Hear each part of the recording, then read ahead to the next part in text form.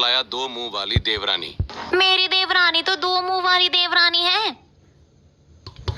क्या? दो मुंह वाली देवरानी? हाँ, अभी कल ही की बात है। मैं किचन में खाना बना रही थी, आई और कहती है, दीदी वो बाथरूम का नल बंद नहीं हो रहा है। फिर मैं जैसे ही नल देखने गई वैसे ही उसने परिवार वालों को खाना परोस दिया है और परिवार वाले उसकी तारीफ और मेरी बुराई करने लगे। और तू ये भी नहीं कह सकती कि खाना तूने बनाया है। अगर हम जेठानी थोड़ी सी टेढ़ी हो जाए तो लोग कहते हैं कि बड़ी टेढ़ी जेठानी है, और सीधी रहे तो देवरानी सर पर चढ़कर बाल नोचने लगती है। नीलम, तेरा भी इकलौता देवर है, कहीं दो मुंह वाली देवरानी वो भी ना लेकर आए।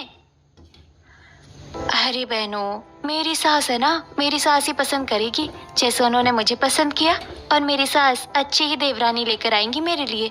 ठीक है, मैं चलती हूँ, मुझे खाना बनाना है। अपनी सहेलियों से बातें कर नीलम सब्जी मंडी से अपने ससुराल चली आती है, जहां हॉल में फोन पर बात कर रहा अरुण नीलम को देखते ही फोन काट देता है। तभी घर के दूसरे सदस्य भी हॉल में आ जाते हैं। अरे आ गई भाभी आप। देवर जी, आप किससे बातें कर रहे थे जो मुझे देखते ही फोन रख दिया? हाँ कोई नहीं भाभी, एक दोस्त था बस। नहीं नहीं भाभी, भैया झूठ बोल रहे हैं, जरूर किसी लड़की से बात कर रहे थे। क्यों छोटे, किसी लड़की का चक्कर है क्या? है तो बता दे, तेरी शादी की उम्र भी हो गई है। कोई जरूरत नहीं है किसी लड़की के बारे में बताने की। अगर किसी के साथ चक्कर चल रहा है तो चक्री जैसा घुमाकर तोड़ दे, वरना बेलन से मार मार कर तेरी हड्डी पसली तोड़ दूंगी। तेरी शादी मैं अपनी पसंद की किसी अच्छे घराने की लड़की से करवाऊंगी। हाँ, जहाँ से वो अपनी तिजोरी भर सके। पापा जी क्या कह रहे हैं आप? मम्मी जी ने सुन लिया ना तो मुश्किल हो जाएगी। मम्मी सुना, पापा कुछ कह रहे हैं। सुना तो नहीं, पर समझ गई मेरी बुराई ही हो रही होगी। और तू बड़ी बहू, ज्यादा अपने ससुर के साथ चुगलबंदी बनाने की जरूरत नहीं है। और आप बच्चों के कान में फुसफुसाकर मेरी बुराई करते हैं, शर्म नहीं आती आपको? अरे माँ, मेरा कहीं चक्कर नहीं चल रहा। तुम जैसी लड़की पसंद करोगी मैं शादी करने के लिए तैयार हूँ। मेरा राजा बेटा, अब देख मैं कैसे तेरी चटमंगनी पटव्या करवाती हूँ। शारदा अपने गांव के कुछ रिश्तेदारों से अपने छोटे बेटे अरुण की शादी की बात करती है। ऐसे ही कुछ दिन बीतते हैं और एक दिन शारदा को एक रिश्ता आता है। शारदा, तुमने लड़की देखने जाने का फैसला कैसे कर लिया? जिस रिश्तेदार ने लड़की के बारे में बताया है वो खुद उस परिवार को नहीं जानता। पहले लड़की की फोटो मंगाओ, परिवार के बारे में कुछ पता करो। अपने गांव के जमींदार हैं लड़की वाले, और क्या पता करना है आपको? वहीं दूसरी तरफ दो मुंह वाली अनीता सलवार सूट पहने अपने माता पिता के साथ बातें कर रही होती है। अनीता बेटी, तेरे लिए एक अच्छे परिवार का रिश्ता आया है। कल तू अपने दूसरे मुंह को अच्छे से छुपा लेना। माँ, मैं अपने नए रिश्ते की शुरुआत झूठ की नींव पर नहीं करना चाहती। क्या बताएगी उन्हें? तेरे पास दो मुंह हैं। सीधे तरीके से अपने दूसरे मुंह को छुपाकर शादी कर ले, वरना हम तुझे और नहीं झेलने वाले। हाँ हाँ, मैं समझ गई। मैं छुप जाऊंगा घूंघट के पीछे, बस मुझे ठीक से बांध देना। कभी कभी तो तुझसे ज्यादा समझदार तेरा ये दूसरा मुंह लगता है। ना चाहते हुए भी मुझे सच छुपाकर शादी करनी पड़ेगी। अगले दिन अनीता लाल साड़ी में तैयार अपने कमरे में अपने दूसरे मुंह को अपने पहले मुंह के पीछे लेकर आती है और एक सेलो टेप से मजबूती से चिपका देती है। फिर घूंघट ओढ़ लेती है, जिसके पीछे अनीता का दूसरा मुंह छिप जाता है। और फिर अनीता हॉल में कृष्णलाल मीनाक्षी के साथ बैठे रामलाल के परिवार के लिए चाय नाश्ता लेकर आती है और सभी को परोसती है। अरुण बेटा, यही है हमारी अनीता, बड़ी प्यारी बच्ची है। कैसी लगी तुम्हें? अनीता का चेहरा कितना भोला और मासूम है। माँ ने काफी अच्छी लड़की का रिश्ता ढूंढा है मेरे लिए। देवर जी, कैसी लगी अनीता आपको? वैसे मेरी देवरानी के रूप में अनीता मुझे बड़ी अच्छी लगी। अरे भाभी, आप भी क्या पूछ रही हो? देखो भैया की तो नजर ही नहीं हट रही। अरे अनीता पसंद है, हम शादी के लिए तैयार हैं। आप हमारे बेटे के लिए अपनी राय बताइए। जी, हमारी बेटी ने तो आपके बेटे को फोटो में ही पसंद कर लिया था, हमें भी रिश्ता मंजूर है। अनीता बेटी, अब तुम कमरे में जाओ। जी, रिश्ता तय हो गया तो अब कुछ दहेज की बात कर लें। आप बताइए, आपको दहेज में क्या चाहिए? अरे भाई, आप भी क्या बात ये? अरे आप क्या औरतों के बीच में कूद पड़े। देखिए समदन जी, हमारे बड़े बेटे की शादी में तो हमें बेड, अलमारी, सोने की चेन, अंगूठी, घड़ी, एक बाइक और कुछ नगद भी मिले थे। और हमारे छोटे बेटे की नौकरी तो बड़े बेटे से भी अच्छी है। अब आपको जो सही लगे। समधन जी, इतना तो हमारे गांव में रिश्ता तय होने में खर्च हो जाता है। ये सब तो आपको मिलेगा ही। इसके साथ ही हमारे गांव के बाहर एक छोटी सी जमीन है। वो जमीन और अनीता के लिए कुछ एफडी हैं। वो और फिर सोना चांदी जो हम शादी में चढ़ाएंगे वो अलग। अगर कुछ कमी लगे तो आप बता दीजिए। कृष्णलाल की बातें सुनते ही शारदा की आंखें चमक जाती हैं। शारदा खुद को पैसों की नदी में तैरते हुए सपने देखने लगती है। समधी जी, पंडित जी को बुलाइए, शादी की तारीख तय कर लेते हैं। और जरा अनीता बेटी को बुलाइए। जिसके बाद अनीता बाहर आती है तो शारदा अनीता के हाथ में लाल साड़ी और शगुन रख मंगनी कर लेती है और फिर पंडित जी से एक हफ्ते के बाद की अरुण और अनीता की शादी की तारीख निकलवाकर अरुण की शादी अनीता से करवाती है। जहां अनीता ने अपने दूसरे मुंह को घूंघट में छिपाया होता है, ऐसे ही शादी करके अरुण के साथ अपने ससुराल के दरवाजे पर अनीता खड़ी होती है। छोटी भाभी, माना आप गांव की है, पर आप हमेशा घूंघट क्यों किए रहती हैं? हाँ देवरानी जी, आज तो आपकी शादी थी तो घूंघट समझ में आता है, पर जिस दिन हम आपको देखने आए थे उस दिन भी आपने साड़ी पहनी थी और घूंघट किया हुआ था। खैर, अभी आप घूंघट हटा दीजिए ताकि हम अच्छे से गृह प्रवेश की वीडियो बना सके। अरे गृह प्रवेश तो हो जाए, फिर घूंघट हटा दूंगी। तुमने कुछ कहा क्या? नहीं नहीं, मैंने कुछ नहीं कहा। चुप करो तुम सब। और बड़ी बहू क्यों परेशान कर रही है अपनी देवरानी को? छोटी बहू, दाहिने पैर से कलश गिराकर गृह प्रवेश कर। अनीता दाहिने पैर से कलश गिराकर गृह प्रवेश करती है। तभी घूंघट के पीछे छिपा अनीता का दूसरा मुंह तुरंत सामने निकल आता है। हो गई मेरी गृह प्रवेश, बन गई मैं इस घर की बहू। और जेठानी जी, ये लीजिए, हटा दिया मैंने घूंघट। अनीता का दूसरा चेहरा देखते ही शारदा बेहोश होकर गिर जाती है। प्रीति डर कर रामलाल के पीछे छिप जाती है और सभी घबराकर कुछ कदम पीछे हट जाते हैं। चुड़ैल, चुड़ैल, मेरी देवरानी दो मुंह वाली चुड़ैल है।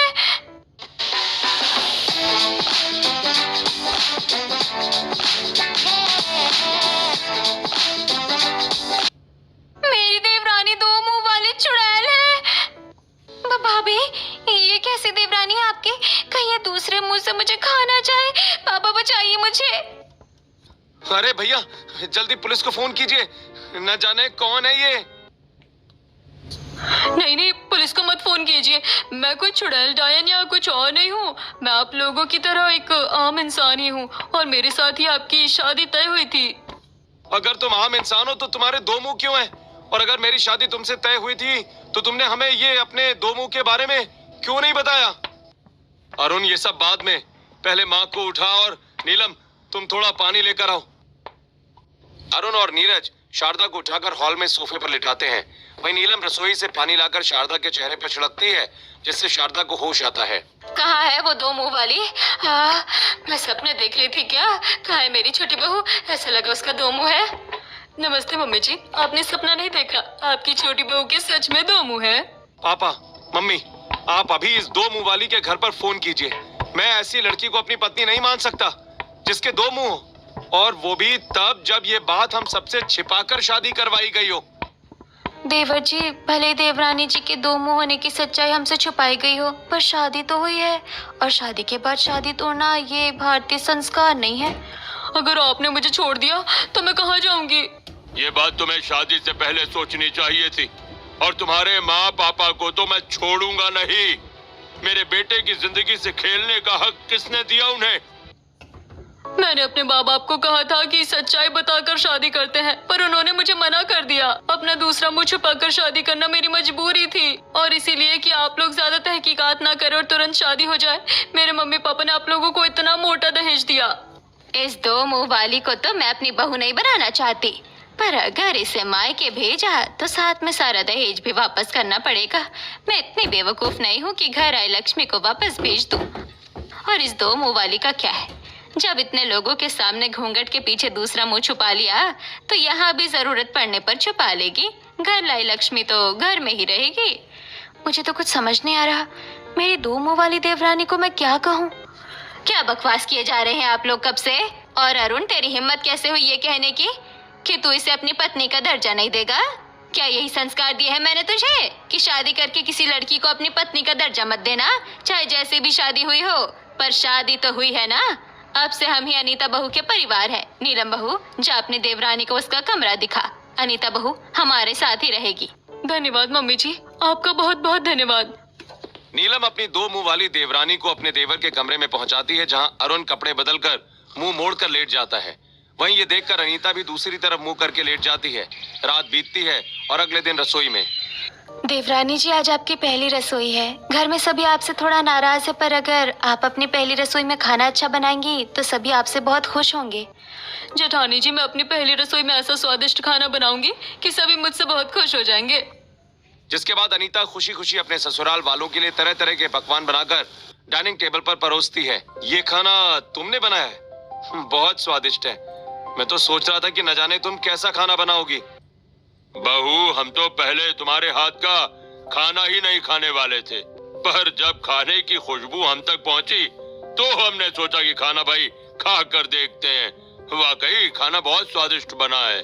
भाभी, अब ये बात तय हो गई कि आपका इकलौता देवर जो देवरानी लाया है वो हम लोगों की तरह ही आम इंसान है, बस थोड़ी सी अलग है। मैंने कल रात गूगल किया, कुछ लोग ऐसे होते हैं जो एक्स्ट्रा बॉडी पार्ट के साथ जन्म लेते हैं। सबसे कॉमन तो इसमें उंगली होती है और सबसे रेयर होते हैं 2 मुंह, कुछ के जन्म से तो कुछ के जन्म के बाद। अनीता, तुम्हारा ये दूसरा मुंह कब से है? अरे छोड़िए ना, मेरे दूसरे मुंह के बारे में क्या बात करना। वैसे मैंने भी आप लोगों के लिए रसगुल्ले बनाए हैं, मैं अभी लेकर आती हूँ। मैंने भी का क्या मतलब है?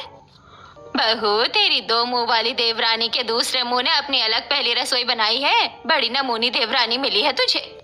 अनीता रसोई में आती है और कढ़ाई में रखे गर्म रसगुल्ले निकालकर उनमें मिर्च भरने लगती है। अरे ये तू क्या कर रही है? रसगुल्लों के अंदर मिर्च पाउडर क्यों डाल रही है? बिल्कुल चुप, तू कुछ नहीं कहेगी। कल और आज ये लोग मेरे बारे में बहुत कुछ कह रहे थे, जरा इन्हें मजा तो चखाऊं मैं। 2 मुंह वाली अनीता का अपने दूसरे मुंह पर कोई कंट्रोल नहीं होता है, जिसकी वजह से अनीता ना चाहते हुए भी मिर्च भरे हुए रसगुल्ले अपने ससुराल वालों को खिला देती है। रसगुल्ले खाते ही सभी के चेहरे लाल हो जाते हैं और सभी के कानों से धुआं निकलने लगता है। देवरानी जी, कैसे रसगुल्ले बनाए हैं आपने? इतने तीखे, मुझे तो हिचकी आने लगी। अनीता बहू, ये तुमने अच्छा नहीं किया। तुम्हारी पहली रसोई से हम इतने खुश थे कि हमने तुम्हें माफ कर दिया था और तुमने हमें मिर्च वाले रसगुल्ले खिला दिए। भाभी, ननद होने के नाते मजाक तो मुझे आपके साथ करना चाहिए था, आपको हमारे साथ नहीं। और अगर आपको मजाक करना ही था तो मुझसे करती, बड़ी भाभी से करती। मम्मी पापा को मिर्च वाले रसगुल्ले क्यों खिलाए? नीलम खुद को संभालती है और रसोई से शहद लाकर सभी को शहद खिलाती है। वहीं अनीता का दूसरा चेहरा हंसता रहता है। वहीं अरुण और नीरज अपने ऑफिस तो प्रीति अपने कॉलेज चली जाती है। ऐसे ही अनीता की पहली रसोई पूरी होती है और फिर अगले दिन हॉल में रामलाल,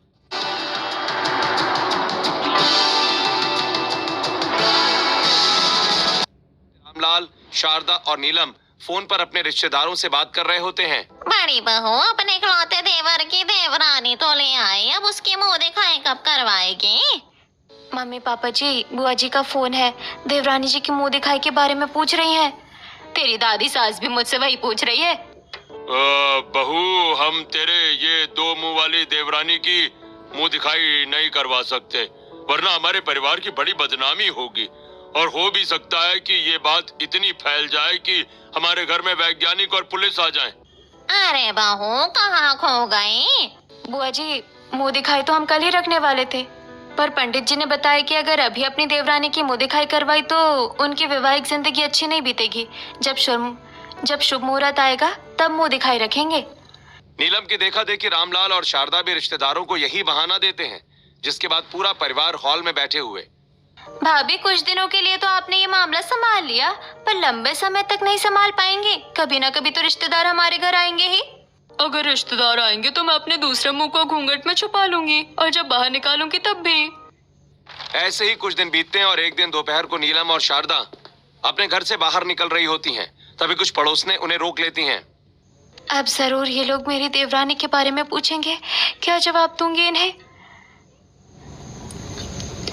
क्यों नीलम बहू, ऐसी कौन सी सोने की जड़ी देवरानी लेकर आई हो कि इतनी जल्दी शादी करवा ली? हमें ना शादी में आने का मौका मिला, ना गृह प्रवेश में आ पाए, और अब मुंह दिखाई भी नहीं करवा रही हो। अरे बहन, तुम लोग तो घर के ही लोग हो, मुंह दिखाई क्या करवाना? आओ किसी दिन मिल लो बहू से, उसके हाथ का चाय नाश्ता भी कर लेना। ऐसा करो, 1 महीने बाद आना। अरे 1 महीने बाद भी क्यों ऐसा कर, सीधे मेरे 13वीं में अपनी बहू की मुंह दिखाई कर लेना, खाने पीने का खर्चा दादा कर लेना, तेरे बहुत पैसे बच जाएंगे। पैसों की बात नहीं है, वो अभी मुहूर्त सही नहीं है। अरे अरे वो देखो वहाँ बालकनी में।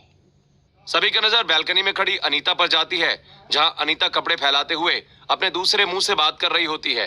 अरे ये तेरी जेठानी के कपड़े है ना, फेंक देने, तो उसके कपड़े क्यों फैला रही है? अरे तो घूंघट से बाहर क्यों आ गई? मैं बालकनी में खड़ी हूँ, अंदर जा।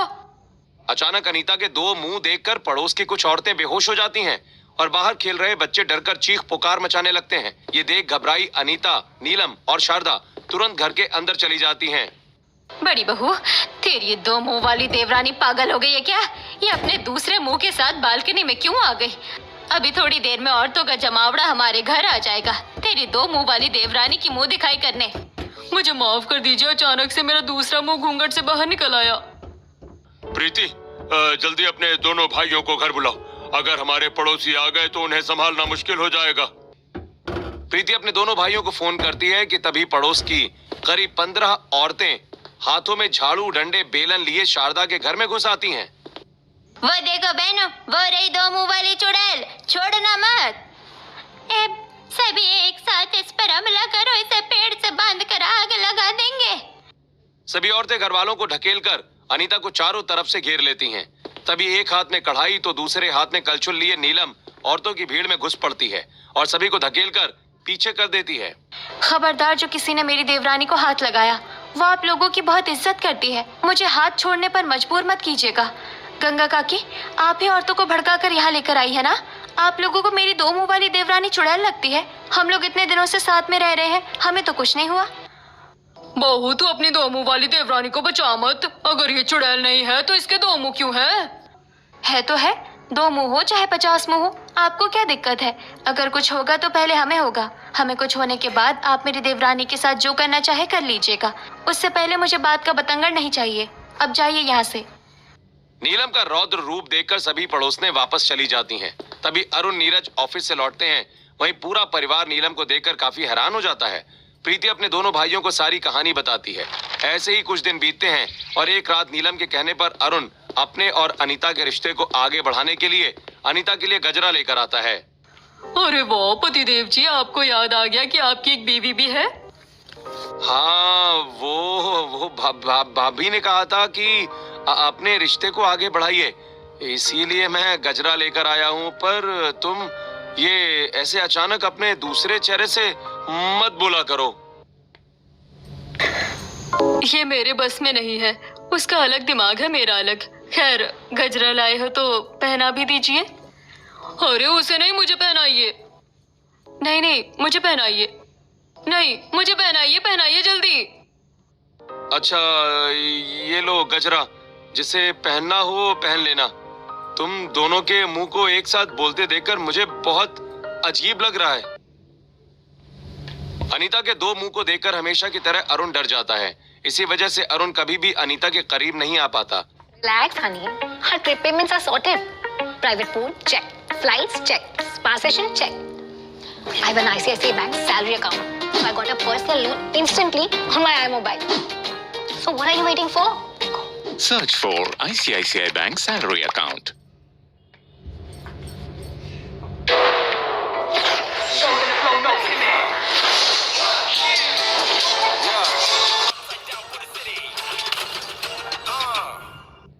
आ पाता। ऐसे ही कुछ दिन बीतते हैं और एक दोपहर रसोई में। देवरानी जी, कल रात से मेरी कमर में थोड़ा दर्द है, इस वजह से मैं सुबह नीरज के लिए लंच नहीं बना पाई थी और अभी भी ऑफिस जाकर नीरज को लंच नहीं दे पाऊंगी। जरा ये लंच आप नीरज को दे आइए और अपना दूसरा मुंह छुपा कर जाइएगा। ठीक है देवरानी जी, आप चिंता मत कीजिए। अनीता अपने दूसरे मुंह को हमेशा की तरह घूंघट में छिपाती है और फिर लंच लेकर घर से बाहर निकलती है। अनीता को देखते ही पड़ोस की औरतें अपने अपने बच्चों को घर के अंदर बुला लेती हैं। ऐसे बर्ताव से वाकिफ अनीता नीरज के ऑफिस पहुंचकर उसे लंच देती है। अरे तुम क्यों आई हो लंच लेकर? नीलम कहाँ है? वो तो कमरे में आराम कर रही है। वैसे आपकी शादी को कितने साल हुए हैं? 3 साल। क्यों?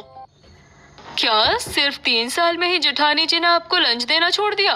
और लंच भिजवाया भी मेरे हाथ से रही है। कल को कहेंगे कि कैंटीन में खा लेना। खैर आप ये सब उससे मत कहिएगा, ये तो मेरे मन में जो आता है मैं बोल देती हूँ। अनीता की बात नीरज के मन में बैठ जाती है। ऐसे ही कुछ दिन बीतते हैं और फिर एक रात अनीता चुपके से गरम आयरन लेकर अपने जेठ जेठानी के कमरे में आती है और अलमारी से नीरज का कोट निकालकर जला देती है और कोट वापस रखकर कमरे में चली जाती है। फिर अगली सुबह जब नीरज अलमारी से अपना कोट निकालता है, नीलम, नीलम, तुमने मेरा ये ऑफिस का कोट जला दिया। मैंने नहीं जलाया है, कल शाम ही इसे प्रेस करके मैंने अलमारी में रखा था, तब तो ये नहीं जला था। देखो नीलम, अपनी गलती माना करो। अगर तुमने प्रेस किया, तुमने अलमारी में रखा, तो क्या मैं कोट जलाकर तुमसे पूछ रहा हूँ किसने जलाया? आज मेरे ऑफिस में इंपॉर्टेंट मीटिंग है, अब मैं कौन सा कोट पहनूं? मेरे पास तो सिर्फ एक ही कोट था। दरवाजे के पास खड़ी दो मुंह वाली अनीता सारी बातें सुनकर कमरे में चली जाती है। भैया जेठानी जी ने जो भी किया वो भूल जाइए और घर से जल्दी निकलकर किसी दुकान से दूसरा कोट खरीद लीजिए। मैं पीछे पीछे नाश्ता और लंच लेकर आपके ऑफिस आती हूँ। नीलम से नाराज नीरज बिना नाश्ता किए और बिना लंच लिए घर से निकल जाता है। थोड़ी देर के बाद अनीता नीरज के लिए नाश्ता और लंच लेकर ऑफिस पहुंचती है और नीरज को नीलम के खिलाफ भड़काती है। ऐसे ही कुछ दिन बीतते हैं और एक दिन शाम को नीलम के सिर में बहुत तेज दर्द हो रहा होता है। तभी ऑफिस से नीरज कमरे में आता है। नीलम, जरा एक कप ब्लैक टी बना कर लाओ, मेरा सिर दर्द हो रहा है। मेरा भी सिर दर्द कर रहा है। मैं तो क्या मैं चला जाऊं रसोई में ब्लैक टी बनाने? आप इतना नाराज क्यों हो रहे हैं? मैंने बस आपको बताया कि मेरा भी सिर दर्द कर रहा है। मैं जा रही हूँ रसोई में, हम दोनों के लिए ब्लैक टी बनाने। बात मत घुमाओ नीलम, कुछ दिनों से मैं देख रहा हूँ कि तुम मेरे काम नहीं करना चाहती। ना तो मुझे वक्त पर खाना दे रही हो और ना ही अब तुम्हें मेरी कोई परवाह रही है। कौन डाल रहा है आपके मन में ये सब बातें? ऐसा कुछ भी नहीं है। और आप कब से इतने नाराज रहने लगे? 2 मिनट में इतना गुस्सा? कोई परेशानी है तो हम बैठकर बात करते हैं। तुम्हारा स्वभाव परेशानी है, मुझे अनीता ने बताया है। औरतें ऐसे तभी करती हैं जब उनका इंटरेस्ट अपने पति में खत्म हो जाता है। बुद्धू पतिदेव, वो होती होंगी कोई औरतें, आपकी पत्नी ऐसी नहीं है। 7 जन्म तक साथ निभाने का वचन दिया है, पीछे नहीं हटूंगी। अपने प्यार भरे स्वभाव से नीलम एक बार फिर अपने पति का दिल जीत लेती है और अनीता का प्लान फ्लॉप हो जाता है।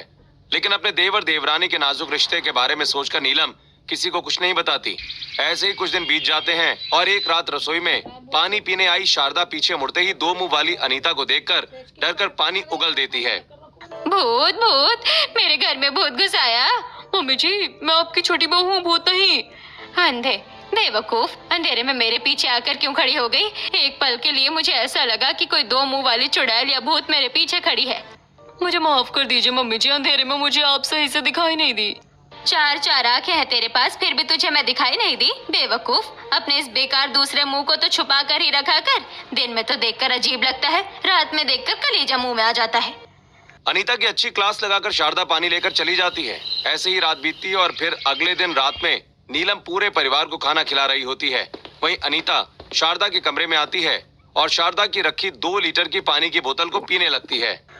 अरे पागल, तू मम्मी जी का पानी क्यों पी रही है? उस बुढ़िया ने मुझे बेवकूफ कहा था ना, मैं उसके कमरे में रखा सारा पानी पी जाऊंगी और जब रात में ये पानी लेने अपने कमरे से बाहर निकलेगी तब मैं सीढ़ी पर तेल डालकर इसे गिरा दूंगी। अरे तू पागल हो गई है क्या? ये गलत बात है, ऐसा मत कर। तू सुन रही है ना मेरी बात? ऐसा मत कर। अनीता कहते रह जाती है पर अनीता का दूसरा मुंह अनीता की बात नहीं मानता है। ऐसे ही रात के 2 बजते हैं। कमरे में सो रही शारदा की आंख खुलती है और शारदा जैसे ही अपनी पानी की बोतल उठाती है तो उसे खाली देखकर, मैंने तो बोतल भर कर रखा था, शायद इन्होंने पिया होगा। इन्हें पता है मुझे रात में प्यास लगती है, फिर भी पानी पीकर खाली बोतल छोड़ दी। शारदा मुंह बनाकर पानी पीने कमरे से बाहर निकलती है।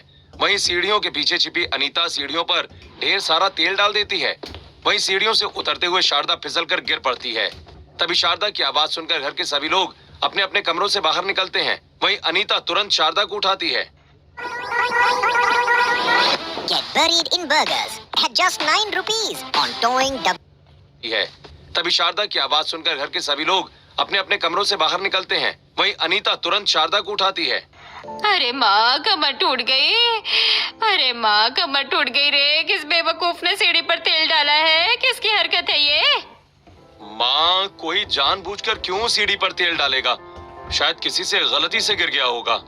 भैया मुझे पता है सीढ़ी पर तेल गलती से नहीं बल्कि जानबूझकर किसी ने गिराया है, क्योंकि अगर गलती से कोई तेल गिराता तो तेल साफ जरूर करता और तेल दूसरी सीढ़ियों पर भी फैला होता। हाँ, ये बात बिल्कुल सही है। सच बताओ, किसने तेल गिराया था? आप दोनों भाभीयों में से ही किसी ने तेल गिराया है। बस मुझे पता चल जाने दीजिए किसने किया है ये, फिर मैं उसे मजा चखाऊंगी। शारदा के प्रति प्रीति के प्यार और प्रीति के गुस्से को देख नीलम कुछ नहीं कह पाती है। वहीं अनीता अनजान बन चुप रहती है। ऐसे ही कुछ दिन बीतते हैं और फिर एक रात 3 बजे अपना प्रोजेक्ट पूरा करते करते प्रीति अपने स्टडी टेबल पर ही सो जाती है। तभी अनीता कमरे में आती है। बड़ा अपनी मम्मी के लिए प्यार आ रहा था ना। अब इसे पता चलेगा जब कॉलेज में प्रोजेक्ट की वजह से फेल हो जाएगी, वो भी तब जब 1 हफ्ते से रात भर जाकर प्रोजेक्ट बनाया हो। अनीता स्टडी टेबल पर रखा इंकपॉट प्रोजेक्ट पर गिरा देती है। अगले दिन प्रोजेक्ट खराब होने की वजह से प्रीति को प्रोजेक्ट में फेल कर दिया जाता है। प्रीति का रो रो कर बुरा हाल हो जाता है। वहीं अनीता अपने कमरे में। तू मेरी बात क्यों नहीं मानती है? क्यों अपनी मनमानी करती है? क्या मिला तुझे उस बच्ची के भविष्य के साथ खिलवाड़ करके? तेरे छोटे से बदले की वजह से उसे दोबारा एग्जाम देना पड़ेगा, बेवकूफ कहीं की। ज्यादा भोली मत बन। मैं तेरे अंदर की शरारत, ईर्ष्या और घमंड हूँ। तुम मुझे नहीं रोक पाती है, तेरी गलती है। दरवाजे पर खड़ी नीलम अनीता को अपने दूसरे मुंह से इस तरह बातें करते हुए देखकर कमरे में चली आती है। देवरानी जी, प्रीति का प्रोजेक्ट आपने खराब किया और माँ जी को भी आपने गिराया, और मुझे नीरज ने बताया कि आपने कैसे उसे मेरे खिलाफ भड़काया। क्यों कर रही हैं आप ऐसा? जेठानी जी, ये सब मैंने नहीं, मेरे इस दूसरे चेहरे ने किया है। दूसरे चेहरे ने किया या आपने किया? एक ही बात है। नहीं जेठानी जी, हमारा शरीर एक है पर 2 मुंह होने की वजह से दिमाग भी 2 है। मेरे दूसरे मुंह के दिमाग में जो आता है वो मुझसे जबरदस्ती करवाता है और मैं चाहते हुए भी उसे रोक नहीं पाती हूँ। ये क्या कहानी है? ऐसे कैसे हो सकता है? ये कहानी तब की है जब मैं... क्या करेगी तू जानकर? बड़ी चौधरी बनने वाली है, वरना किसी दिन तेरा मामला भी फिट कर दूंगी। नीलम चुपचाप अपने कमरे से निकल जाती है और किसी को कुछ नहीं बताती। ये देख अनीता काफी हैरान रह जाती है। ऐसे ही कुछ दिन बीतते हैं और एक दोपहर रसोई में। जेठानी जी, उस दिन की बात आपने घर वालों को नहीं बताई? हाँ देवरानी जी, क्योंकि उन कामों में आपकी गलती थी, साथ नहीं। गलती? मेरी क्या गलती थी? क्योंकि आप अपने असली रूप में जानबूझकर अपने दूसरे चेहरे को रोक सकती है, पर आप उसके सामने कमजोर बन जाती है। खैर, ये रसगुल्ले लेकर बाहर आइए, और इस बार रसगुल्ले के साथ कोई शरारत नहीं। रसगुल्ले में सुपारी डाल दे, सबके दांत टूट जाएंगे, मजा आएगा। तेरी शरारत लोगों के लिए आफत बन गई है। रुक, तुझे बताती हूँ। अनीता अपने दूसरे चेहरे को एक थप्पड़ मारती है और रसगुल्ले डाइनिंग टेबल पर परोसती है। ऐसे ही कुछ दिन बीतते हैं और एक दिन शारदा नीलम को नोटों का बंडल देती है। बड़ी बहू, मुझे ऑनलाइन किसी को पैसे भेजना है, बहुत अर्जेंट है, इसे बैंक में जमा कर दे। मुझे तो रसोई बनानी है। देवरानी जी, ये पैसे आप जमा कराइए। ठीक है अनीता बहू, तू चली जा, पर अपने दूसरे चेहरे को छुपाए रखना। अनीता पल्लू में दूसरे चेहरे को छुपाकर पैसे लेकर घर से निकलती है। वहीं सुनसान रास्ते में अनीता का दूसरा चेहरा पल्लू से बाहर निकल आता है। अरे बुद्धू, पैसे रख ले, सुनसान सड़क है, कह देना कि चोर पैसे छीनकर भाग गया। मेरी बात कान खोल कर सुन ले, इस तरह पल्लू से बाहर मत निकला कर, और इस तरह से उठपटांग आइडिया दिए तो मैं तेरे नाक में उंगली डालकर खींच दूंगी। जिसके बाद अनीता पैसे जमा कर वापस आ जाती है, जहां कुछ आवाज सुन अनीता चौखट पर ही रुक जाती है। नीलम बहू, मैं अपने बेटे की दूसरी शादी करवाऊंगी। आखिर कब तक मेरा बेटा और हम तेरी 2 मुंह वाली देवरानी को लेकर परेशान रहेंगे? मम्मी जी, बस कुछ दिन और इंतजार कर लीजिए, फिर अपना फैसला लीजिएगा। कैसे ठीक हो जाएगा? तू तो ऐसे कह रही है जैसे तुझे कुछ पता है या कोई उपाय। ऐसे कुछ है तो हमें भी बता। जेठानी जी, मम्मी जी सही कह रही है। आखिर कब तक मेरी वजह से आप लोग परेशान रहेंगे? मम्मी जी, मैं खुद अरुण को छोड़कर चली जाती हूँ, बदले में मुझे कुछ नहीं चाहिए। और जेठानी जी, आपने अपनी 2 मुंह वाली देवरानी का बहुत साथ दिया है, वो भी तब जब मैंने आपकी शादीशुदा जिंदगी में खलल डालने की कोशिश की। अरे रसगुल्लों के साथ शरारत ना कर तूने अपने अंदर की शरारत, पैसे ना चुरा कर तूने अपने अंदर की लालच, और अब अपनी जेठानी की तारीफ कर तूने अपने अंदर की ईर्ष्या के साथ सारी बुराइयों को खत्म कर मुझे खत्म कर दिया। इतना कहते हुए अनीता का दूसरा चेहरा, जो अनीता के अंदर की बुराई का प्रतीक था, सूखकर एक फूल में बदल जाता है। ये देखकर पूरा परिवार हैरान रह जाता है। और नीलम, भैया जल्दी चलो, अब हमारे डांस की बारी है। अरे बस खा के चलते। एसिडिटी। भैया डांस। इनको कोई लिक्विड दो। इसमें तो टाइम लगेगा। अरे अपना इनो लो, ये जल्द काम करेगा। ये सिर्फ 6 सेकंड में शुरू करेगा और दे जल्द आराम। इनो ऑन, एसिडिटी गॉन।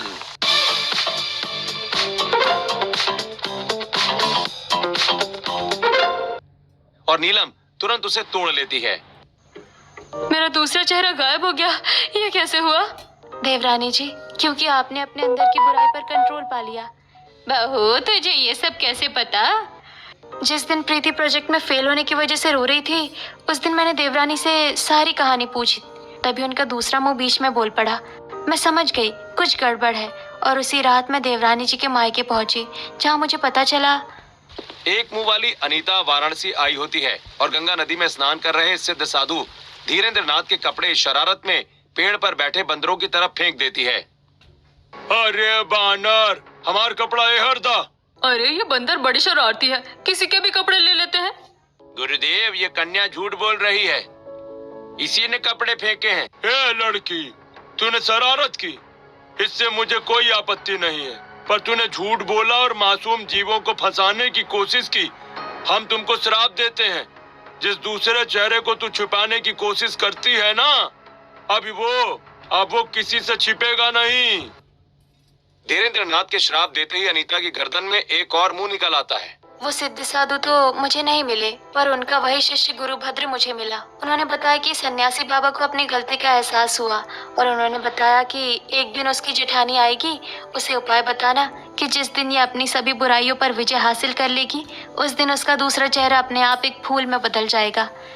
ये सब बात उसे पता नहीं चलनी चाहिए, इसीलिए मैंने किसी को कुछ नहीं बताया और देवरानी जी को खुद पर कंट्रोल करने के लिए कहा। धन्यवाद जेठानी जी, धन्यवाद। मैंने उनसे बहुत विनती की थी, पर उन्होंने मुझे कुछ नहीं बताया था। पर आज आपकी वजह से मेरा दूसरा मुंह और मेरे अंदर की बुराई खत्म हो गई। नीलम फूल को अपने बालकनी के गमले में लगा देती है और अगले दिन अपनी देवरानी की मुंह दिखाई करवाती है, जिसके बाद दोनों देवरानी जेठानी हंसी खुशी अपने परिवार के साथ जीवन बिताने लगती हैं।